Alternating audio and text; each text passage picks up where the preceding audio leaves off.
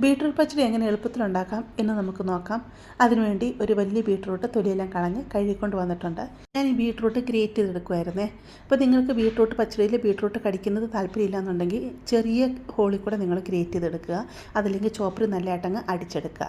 ഇതൊരു പാത്രത്തിലോട്ട് ഇട്ട് കൊടുത്തിട്ടുണ്ട്. ഒരു 1/4 ഗ്ലാസ് വെള്ളം കൂടെ ഒഴിച്ച് കൊടുത്ത് ബീട്രൂട്ട് നല്ലതായിട്ടങ്ങ് വേവിച്ചെടുക്കാം. തീ കുറച്ചിട്ട് വേവിച്ചെടുക്കുക കേട്ടോ. ബീട്രൂട്ട് വേകുന്ന സമയം കൊണ്ട് ഇതിലേക്കുള്ള അരപ്പ് റെഡിയാക്കി എടുക്കാം.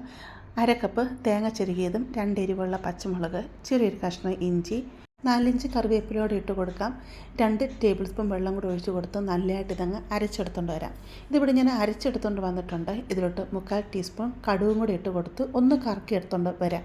കടുക് ഒത്തിരി അരിഞ്ഞു പോകേണ്ട ആവശ്യമില്ല. കടുക് ഒന്ന് പൊട്ടി വന്നാൽ മാത്രം മതി കേട്ടോ. അത് അരച്ചങ്ങ് മാറ്റി വെക്കാം. ബീട്രൂട്ടൊക്കെ ഇവിടെ നല്ല രീതിയിൽ വെന്ത് വന്നിട്ടുണ്ട്. വെള്ളമെല്ലാം നല്ലതായിട്ട് വറ്റിയും വന്നിട്ടുണ്ട്.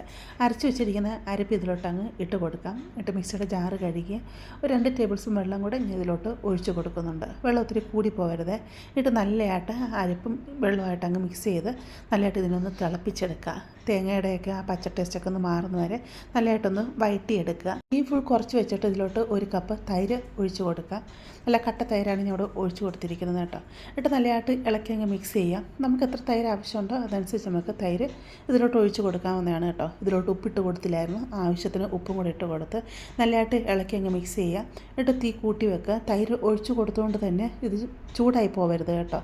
തിളച്ച് പോകാതെ പ്രത്യേകം ശ്രദ്ധിക്കുക. ജസ്റ്റ് ഒന്ന് ചൂടായി കഴിയുമ്പോഴത്തേക്ക് തീ ഓഫ് ചെയ്യാവുന്നതാണ്. ഇവിടെ ഞാൻ കടുക് പൊട്ടിച്ചെടുത്തിട്ടുണ്ട്. വെളിച്ചെണ്ണയിലോട്ട് കടുക് ഇട്ട് കൊടുക്കുക. എന്നിട്ട് വറ്റൽമുളകും കറിവേപ്പിലോട്ട് ഇട്ട് കൊടുത്തതാണ്.